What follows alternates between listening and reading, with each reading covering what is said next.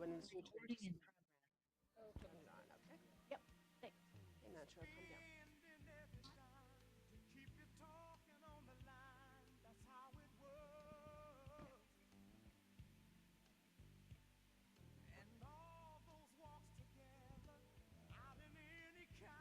Testing.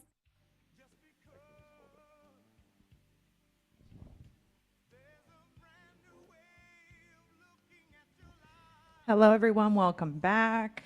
We're going to be getting started shortly. This session is titled Disability Lasts Beyond Graduation from Student to Employee. We're very lucky. We are joined today by some wonderful human beings, all employees at ASU. We have Dr. Sarah Bolmarcich, who's an associate teaching professor in the School of International Letters and Cultures. And our panel participants in person are Terri Hlava and Montreux and Jacob Bunch. And online, we're joined by Jordan Clare. Just give us one moment to ensure our panelists are all ready and in view, and then we'll begin.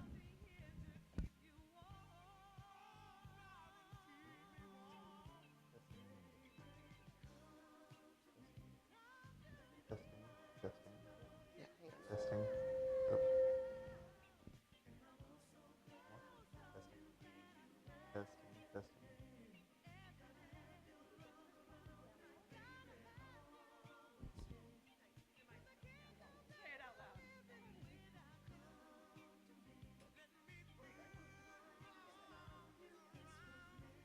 Mine is on. Okay. Well, I was just going to say this is a perfect example of an accessibility moment and a technology accessibility moment. So, thanks, Jacob. All right, I guess it's up to me to start. The way we have this panel organized is we're each going to take about 5 minutes to talk about experiences, whether positive or negative, whether here at ASU or elsewhere. And then we will, so we'll do a little round robin between the four of us, and then we will come back, do another round robin, and talk about solutions. I know that each of us has different solutions to suggest for the problem, so I don't think there's going to be a lot of overlap there.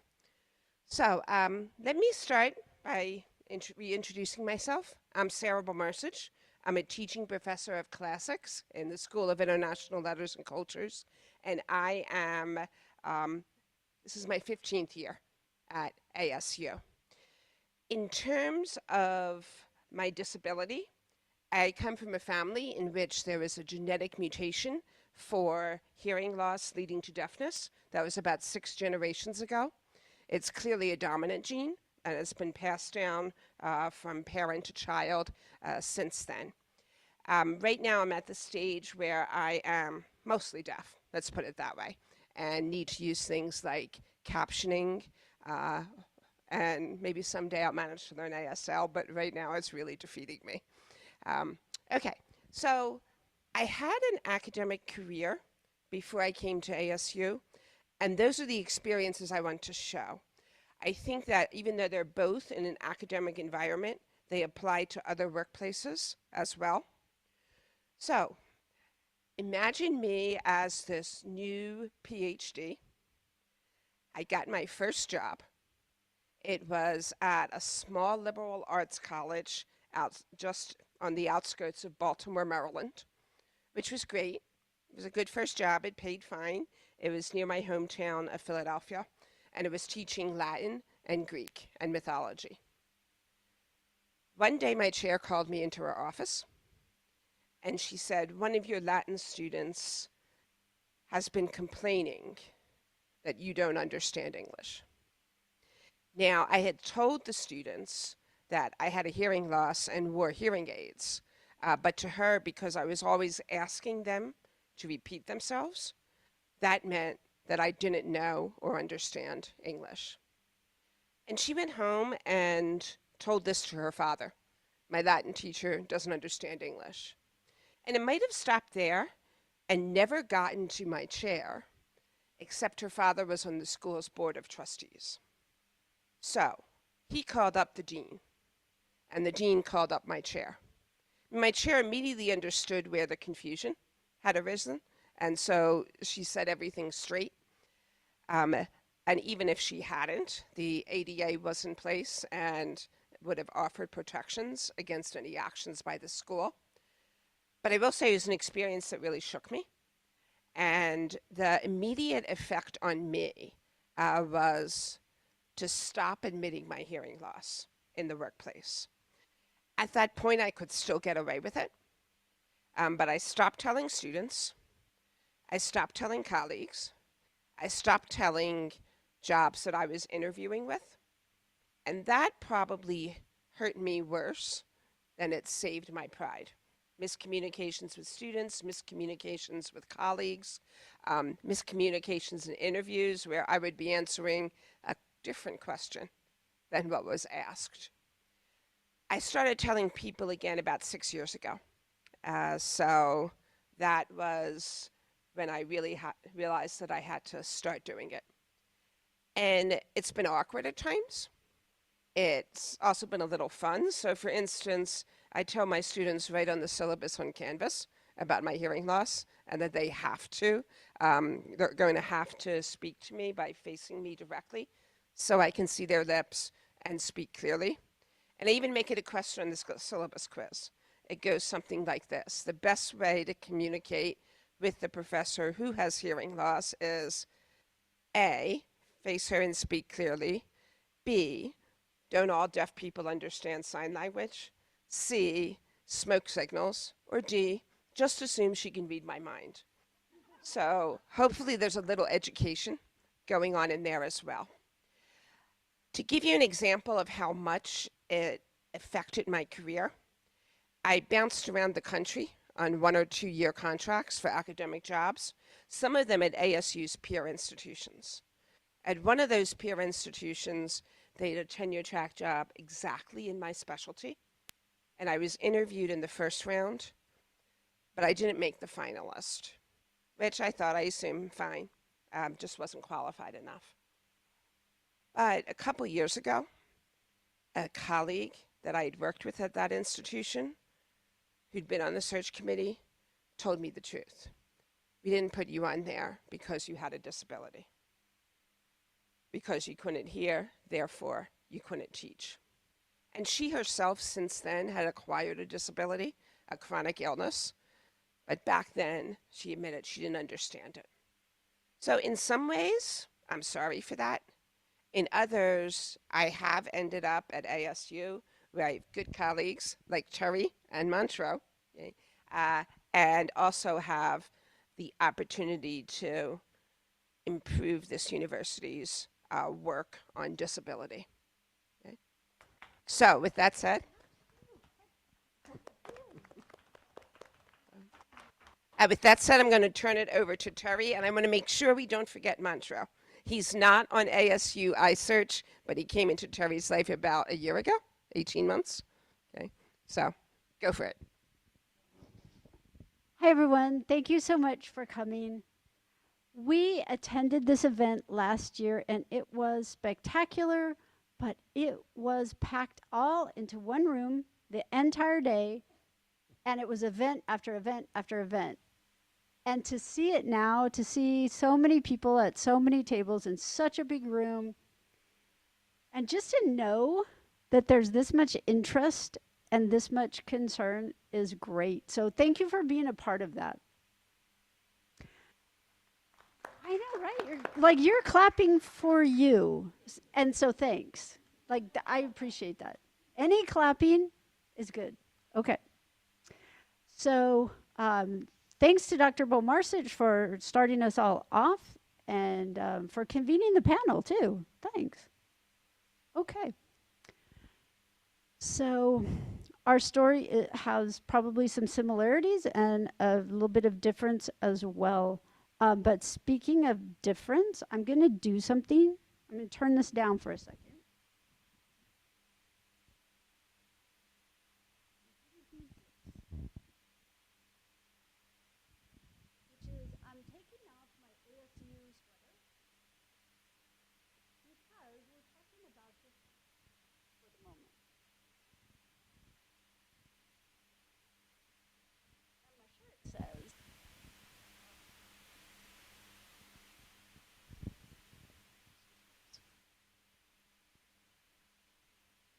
Thanks. So we're talking about difference, and my shirt says, same struggle, different difference. So in terms of building community, this was the title of a book that a friend of ours had written years and years ago, and that became one of the foundational texts for inclusive education for young children. This is a good time to clap. Like, that was big, but okay. So I'm going to start with the negative experience because I'm continually surprised when these things happen. I have 2 examples. I give you one. So we're all employees on this panel. We're all ASU employees. We all have to take required trainings to keep our jobs. ASU has risk management, of course, and risk management plays a big role in deciding which trainings are going to be mandatory across the entire community and how they get delivered and all those kinds of things. So there's a training on keeping digital materials safe, secure, confidential, and private. This training takes place online. Okay, like so far it's okay. However, there are screens that I'm told have a picture of a room, maybe an office, maybe something at ASU. And we're supposed to take our mouse, put the cursor on the violation of security, safety, privacy, and confidentiality, and click the mouse on the violation.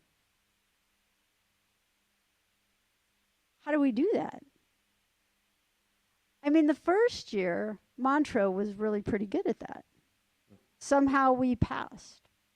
But the reason we passed is because we asked for help. Now, this is a test. So in our business, it's not very often that you get to collaborate with anyone while you're taking a test. And certainly our syllabi say, you know, you have access to all the materials, but you ought to take the test independently. Okay. So when I discovered that challenge, I reached out to the people who sent us the material and I said, hey, how do we do this? And they didn't reply. So I reached out to ASU Tech and they said, I don't know, we'll look into that. Okay, so that was the end of that.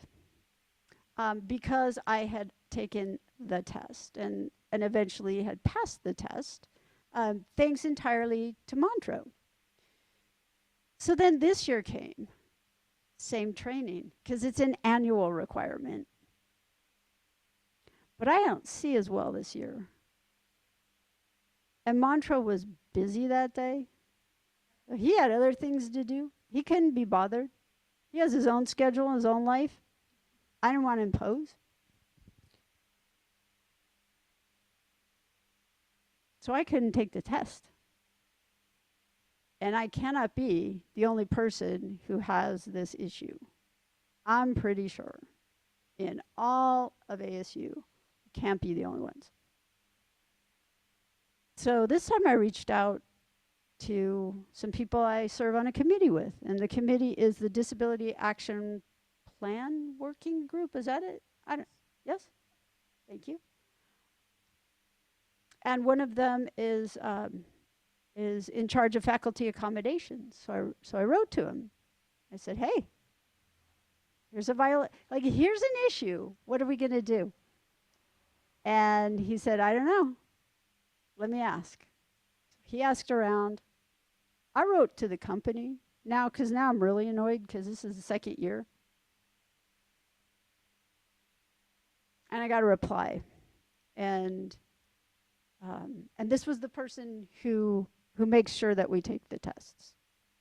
And he said, well, we'll take you off the list until we can see whether we can get the materials made in an accessible format. And there you go. Whoever said wow, I would clap for you.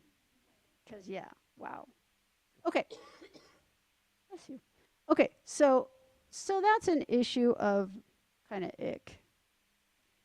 But we have a good story to tell too. So our good story goes like this. In regard to differences, what people can perceive as a difference, it's not really the difference that matters, it's how we respond. Okay. So in that regard, faculty are encouraged to share their pronouns when they're in a meeting or when they're starting a class or, those kinds of things. So my pronoun is always plural, having nothing to do with gender identity, but having everything to do with the fact that I'm usually with Montreux. So I speak in the plural. It grates on my nerves for me to say I. I'd much rather say we. So we make that a big dang deal whenever we are first introduced. Okay. So my colleagues all know this. And some of them are so genuinely welcoming that they address their emails to both of us. They speak to both of us. They invite us to events as a pair. That's great. That's a really positive experience for us. And when it doesn't happen, it's just the same wound as a person who uses other pronouns for other reasons. It's the same way they feel when their pronouns are not used. So there you go. Negative, positive, and keep in mind. Okay, that's us. Thank you so much.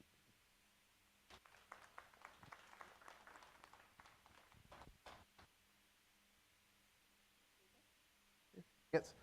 So hi, my name is Jacob Bunch. Before I begin, I will tell you a little bit about my disability. So I have cerebral palsy as well as multiple learning disabilities. And as was mentioned here, I've been working with ASU the last almost 9 years as the Senior Program Coordinator for Alternative Format Services at ASU. So I do all of the accessible textbook production and assistive technology training for students. My employment experience here has been phenomenal. However, I have not always had that experience. So I wanted to share a little bit about just from both sides of my employment experience with you. So as an individual with multiple disabilities as the result of a brain injury, I continually face social, vocational, and educational trauma. And this is really, from my point of view, from the systems and structures and attitudes of those that I interact with telling me that I'm not enough, that I don't fit in, and that the barriers that I'm experiencing can't be overcome because they're just insurmountable or what have you. So I have to constantly think from a critical standpoint, from using critical thinking every single day. Okay, well, how do I address this barrier in a practical sense? I have to do that all the time. And that's in my social settings, my vocational ones, and educational ones. But I always try to make sure that I repurpose all of those traumas that I have experienced and continue to experience as a person with disability in a very positive way. So it's important to know that from my background that I have multiple degrees of different levels, and after graduation, initially I continued past my first master's degree. I have 3 different master's degrees and a doctorate. But after my first master's degree, I started to try to so I tried to apply for jobs after my first master's degree, and I applied for 400 jobs. in 5 years. And I got 5 interviews. So, and I began to think, well, what's wrong with me? I don't know what I'm doing wrong. What's wrong with my skill set? And I ended up meeting with a career coach and different things to get some understanding of this, and come to find out, like, you know, it really wasn't a lack in my skill set or a lack in my educational background. It was really just people perceiving me as incapable from a job applicant standpoint because of my disability. So there are ways that I've addressed this. So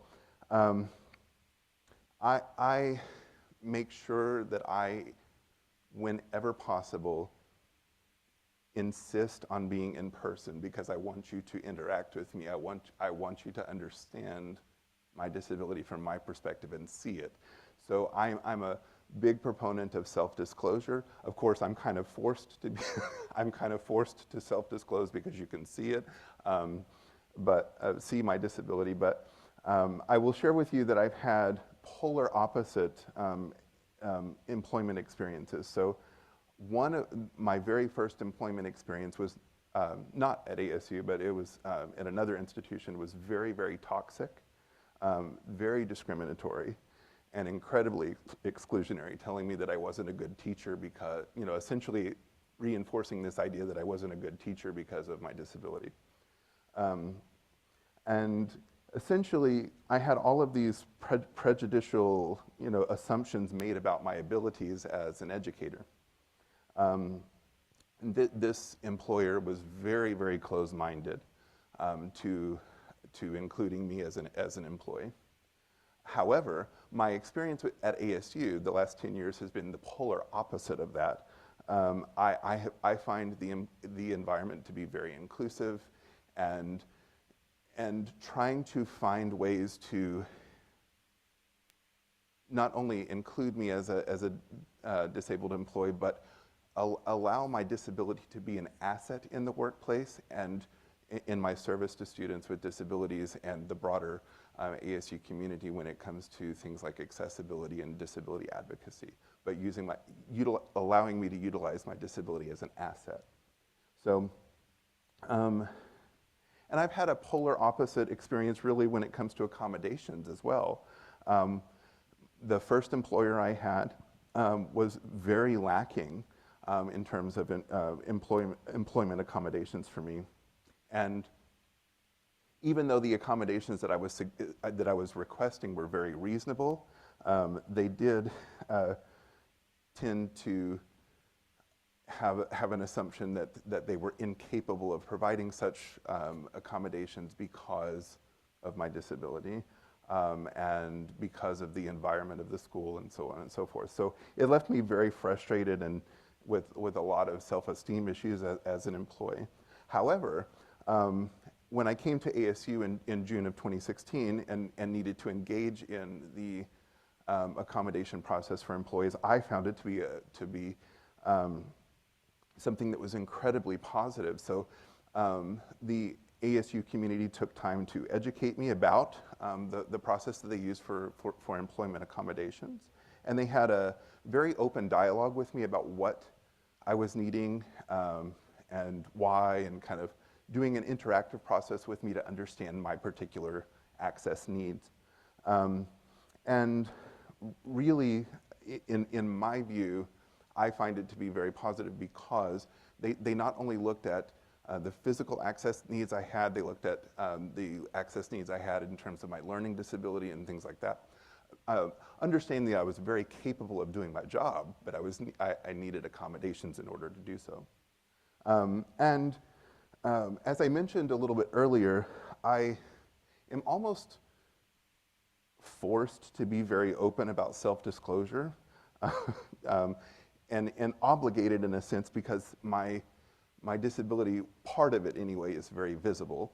What you may not see is that my mind works very differently as a result of my various learning disabilities, and so I have to really find ways to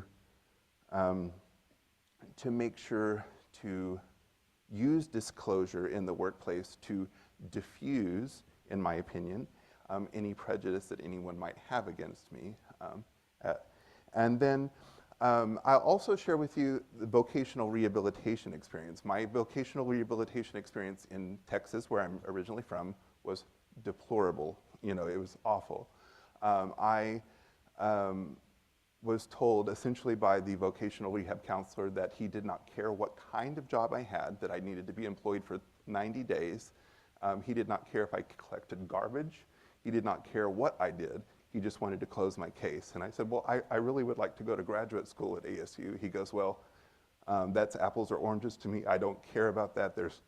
You're going to do what I tell you to do with your education, with your employment plan, and that doesn't fit my mold. That's exactly what he said. And I said, well, and so I started to advocate for myself and say, well, I understand your process, but I'm going to forge ahead with going to ASU and pursuing a graduate degree, regardless.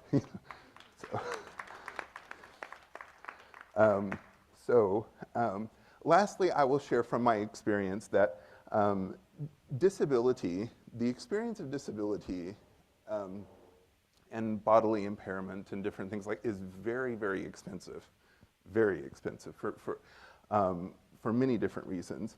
And so I had to forfeit a lot of my state and federal disability benefits in exchange for being full-time employed. So while yes, I can survive on my full-time income, there are things that I was receiving in terms of services and support and supplemental income as an individual with disability that helped me pay for all of my medical medical things that I had to forfeit when I became full-time employed. So just keeping that in mind as well. So all of those things kind of culminate into my experience as a disabled employee.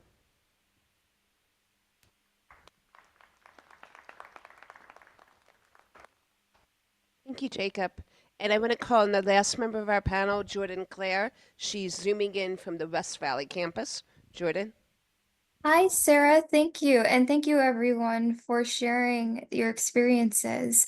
My name is Jordan Clare, and I am a new assistant acquisitions librarian working for ASU Library, and I've been working for the university for about 1 year. Last year, I was actually still a student, and so I think that my experience of the after graduation part is very fresh for me in my memory because I just graduated last year, and so I have some experiences to share that are somewhat between student and a working full-time employee. So to speak a little bit about my disabilities, this is actually the 10th year anniversary of me knowing that I had invisible disabilities.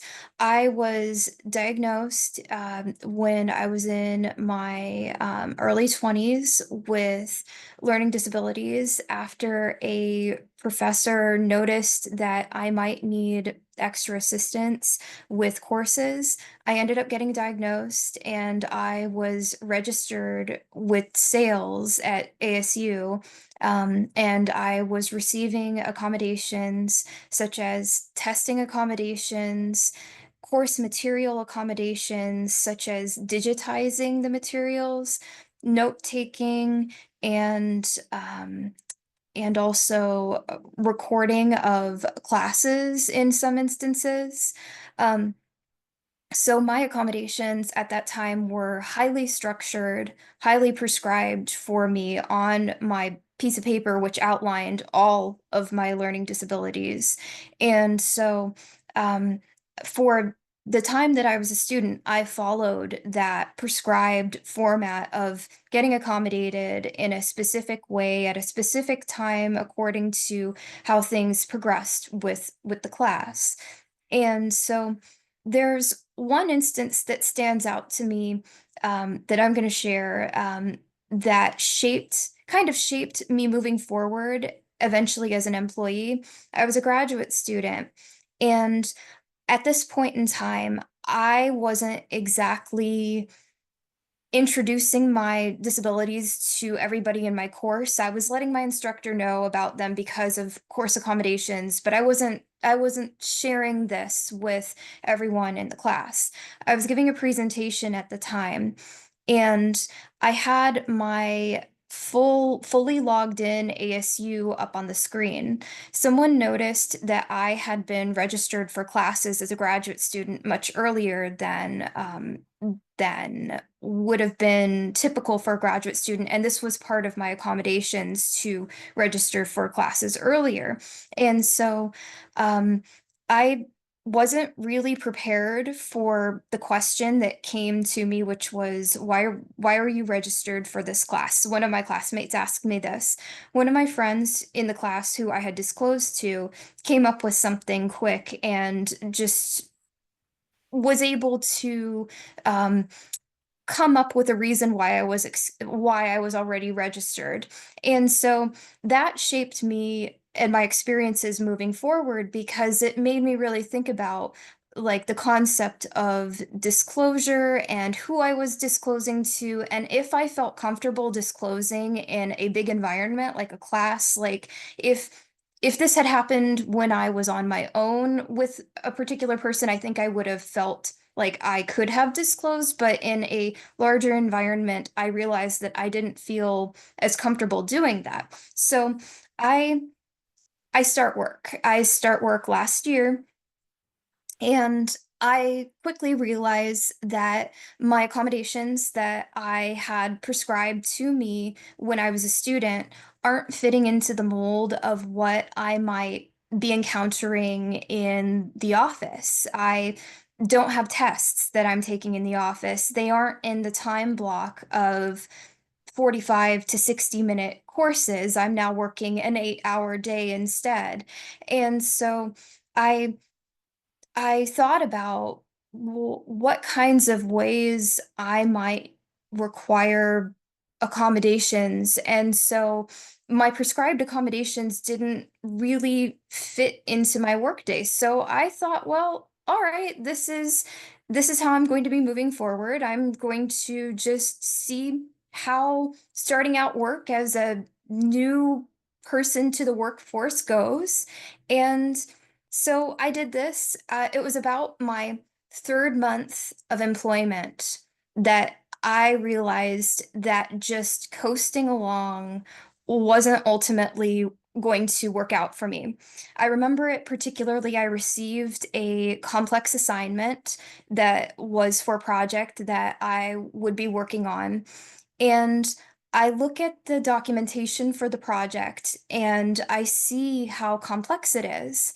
And when I um, when I'm looking at the document, I'm immediately feeling the same sense that I would feel before I was accommodated for testing accommodations, where I would be looking at an assignment or looking at a test and I would feel overwhelmed by it. I recognize what the feeling is, so I take a step back, look at the time. I see that I haven't taken a 15-minute break for the day, so I decide to take a step back and I go for a walk. And so as I'm going for a walk, I realize that going for the walk actually helps me re readjust my thought process, particularly with executive functioning, and it helps me think about the differences between employment um, and being a student. And so I was able to come to the determination that I have tools around me in my workplace that I'm able to use and access that maybe I didn't have as a student, such as being able to take a walk. I wasn't able to do that as a student. And there were other things that are just inherently part of my job that I have around me as digital tools. So I came back to my desk and I thought about the ways in which I was accommodated as a student, and I tried to translate that into my experience as an employee. I crafted myself a new workflow, and then I was able to be successful. So, um, as for I suppose, the solutions to this. I think what I learned is that I need to be speaking up more when I am recognizing that I am needing accommodations. And I am very fortunate in that ASU is a great environment. I have a supervisor that I can communicate my disabilities openly with, and so that is very helpful. But I think that a lot of it, because I have invisible disabilities, is that I'm in this mode where I often don't speak up when I know I'm sensing that I'm needing something because I don't want to um, cause people to have to do more for me than it than I feel like should be, but I also know that I need the accommodation. And so I feel like that I'm kind of finding this balance of understanding when to ask for an accommodation. And so just, I guess, knowing when to self-advocate would be the solution. Thank you. Okay, thank you, Jordan. We got really caught up in telling you our stories, so we don't have quite as much time for the solutions part of the program. So what I would like to do is invite each panelist to say in just a few sentences what they would like to see happen in terms of accessibility in the workplace. I think we've all mentioned personal solutions that we came up with, but outside of ourselves, what would we like to see happen? And I'll start. Jacob mentioned the ADA office and the staffers over in HR, and I agree with him. They're wonderful. However, they don't oversee our accommodations. The way that at ASU and most workplaces, certainly most large workplaces, accommodations work is you go to whoever in human resources is responsible for that. You submit documentation, and they deem it a reasonable accommodation, then send it to an office. And sometimes it works great. And sometimes it falls between the cracks. Sometimes a person doesn't know what the ADA is or what they're supposed to be doing. And the ADA office doesn't have any natural oversight over them. Additionally, there's a problem of funding. That comes from the office or the unit or whatever that is supplying the accommodation. So I would say what I would most like to see happen, not just here, but everywhere, is a more robust accommodation system in which there's a clearer process in which we have a kind of accountability, not a punishment thing, but accountability, a check-in to make sure the accommodation is provided and that it's accommodated appropriately. And as well, what I would think would really help is, again, this is all workplaces and not just ASU, but other universities as well, is some sort of centralized funding system for accommodations so that an office or a unit doesn't have to be worrying about its budget. Okay? And that's what I'd love to see. Terri?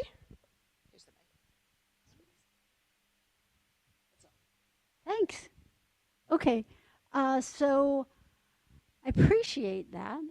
I think that's a great idea, and I like Jordan's idea as well of knowing when or learning how to self-advocate. I think those are both really great.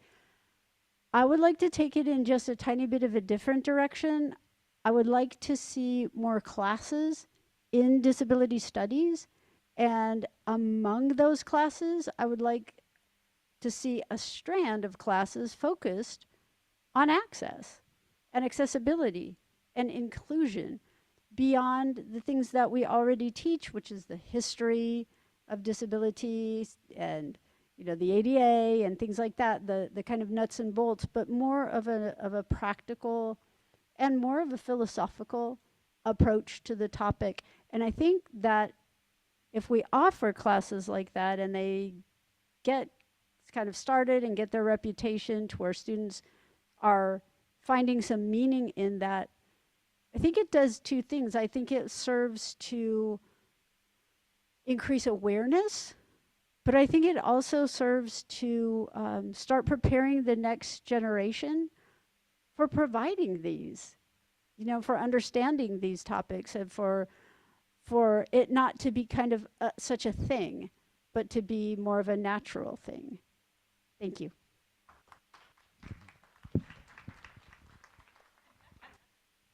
Thank you, Terry. Jacob, you want to take your turn? Yeah, so I have just a couple of things. One is to really require disability sensitivity and awareness training specific to the workplace. I think that that would be beneficial. And then thinking as someone that has a diverse body mind, so a body and mind that don't function in, let's say, typical ways. I'm kind of thinking about universal design being more of an approach to remove barriers. So thinking about things like, are we presenting information to employees in multiple routes so that they can interact with and engage with that information appropriate to the way that works for them? And also kind of along the same lines of what has been shared previously is really looking to perhaps establish an internal resource group, if you will, for individuals with disabilities in the workplace so that they can share experiences, and then from those shared experiences share resources and suggestions and initiatives with the larger workplace to make sure that it is more inclusive.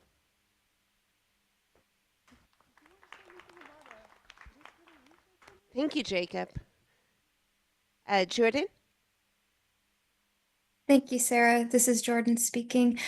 I would say that a solution that I thought of was making workplace environments as inherently accessible as possible, because the more accessible an environment is in general, the more accessibility can occur. And so, an example of that would be like just making sure that there's always clear communication in a workplace environment, or making sure that expectations are conveyed to everyone. And like what Jacob was saying about training for information about disability in the workplace, I'd really like to see things related to that, and I think it would be really great. Thank you. I'm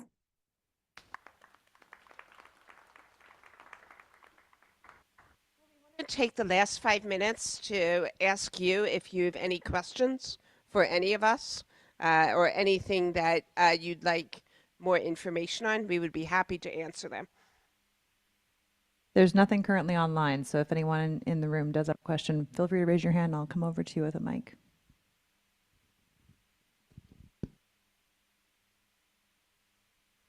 Coming to you.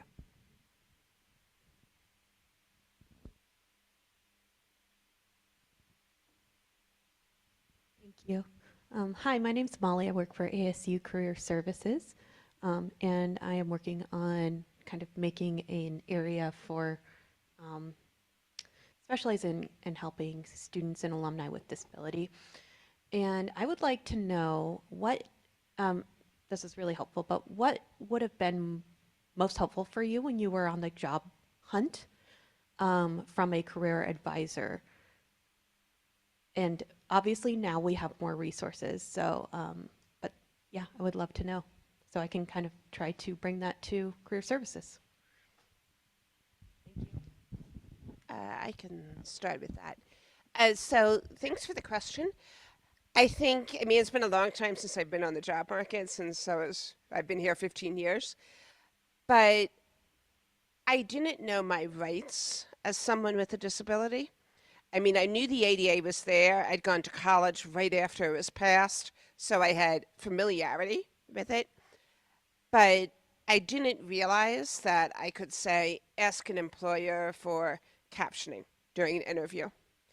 Even had I known that, might have been hesitant to do it because, would it affect my getting the job? So I think knowledge of job candidates' rights just as much as employee rights would help. Terry, Jacob, Jordan. I would second that. I think that that's, to me, the most important thing. But also helping a prospective employee know that it is okay to disclose their disability to the degree that they feel comfortable. I am comfortable with that, but I feel like if I disclose my disability as a prospective employee of, I then can, as I was mentioning, work to diffuse any kind of myths or prejudice or what have you about me as a candidate. But I would certainly second what's been shared already.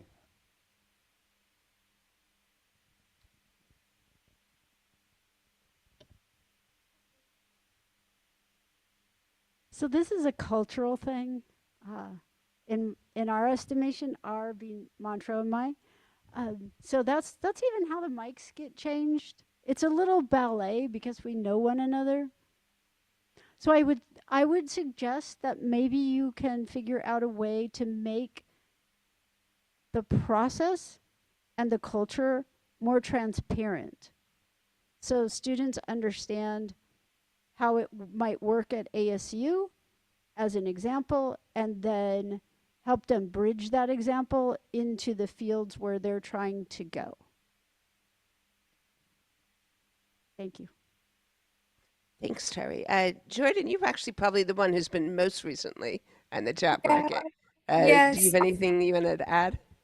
Yes, this is Jordan speaking. I definitely worried when I was on the job market about disclosure, and I didn't know at what point was appropriate for me to be disclosing. So I would say guidance for students who are getting ready to graduate about when to disclose and when might be an appropriate time to disclose, or if you need accommodations for something related to an interview, how to ask for that.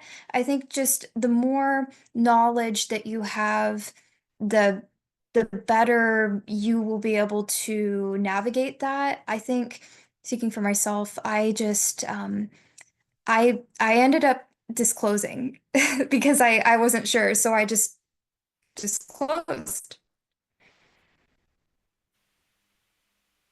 Thank you, Jordan. Thank you. Are there any other questions? We have about 2 minutes left. Okay, hope it's quick. I think I'm hearing, and it seems like it makes sense to me that being open and self-disclosure is helpful for the feeling of inclusion, and you don't have to hide your accommodations or feel uncomfortable about that. So if that is the case and you agree with that, is there anything that units can do to help make that self-disclosure more comfortable, more natural, and so that people feel more comfortable being open? Thank you. Do any of you want to jump in? You can start. You can start. All right. So what people can do to make those of us with disabilities, whether it's hearing or something else, feel more comfortable. I think, well, I think it's a couple of things. One is support. So if I were to go to my director and say, this wasn't working with the captioning, people need to speak into a microphone, like Mary was taking the microphone around the room, that wasn't happening at our faculty meetings. So I spoke to him, and we ended up with a mic stand in the middle of the room so people could just go up to that. So things like that, even after the accommodation is there needs to be an accepting culture. But the role I play in the college, I was the presiding officer of the College Senate last year, and they knew that I would need captions, and I didn't really even have to ask. They just did it, and they've actually been doing that for every event that they expect me to show up for or that I register for. It can't always be that way, but that's the feeling of more like, oh, okay, we'll give you whatever it is, and more like, come on in, uh, you're welcome here, that kind of thing. I'm sorry? The captioning didn't pick you up. Why can't it always be that way? Well, there's two answers to that. There is no reason why, That's the but only answer. it is. Let me put it that way. It does happen.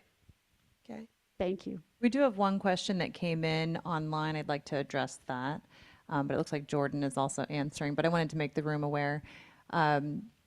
This could be a question for Jordan. When I tell my colleagues I need support for my ADHD, I get kind of a brush off because it seems like a silly disorder. How do I better respond to those employees? And then we'll have to end after that for our next presenter.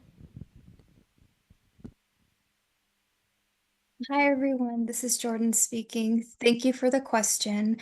I would say that this is this is something that I definitely have experienced before. And I would say that my experience has been leading with what the accommodation is that you need to perhaps like do a project or an aspect of your job, leading with what the accommodation is or that you might be asking for, and couching it as I know that I can be most effective if I have this occurring and this occurring.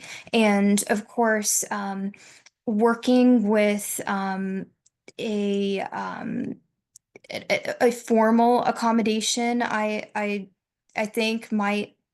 I know that that's not an option for everyone to get formal accommodations, but I might say that leading with the accommodation instead of what the disability is has been my strategy, is to focus on why it would make me most efficient to be doing it one particular way. Thank you. Thank you so much, Jordan. Thank you, Dr. Bolmarcich. Thank you, Terri, Montreux, Jacob, Jordan. Listening to the story of your experience is so impactful for people to create a perspective of understanding, to then be able to accept, like Jordan said, hey, I need this, instead of why you need it. It shouldn't be a defense. It should just be an accommodation of human belonging. So thank you so much for sharing your experiences with us. We appreciate you all. And we're going to give a few-minute break to allow for our next presenter to come up on the stage and for our current presenters to move into their spaces. And we are so appreciative, again, of your shared experiences.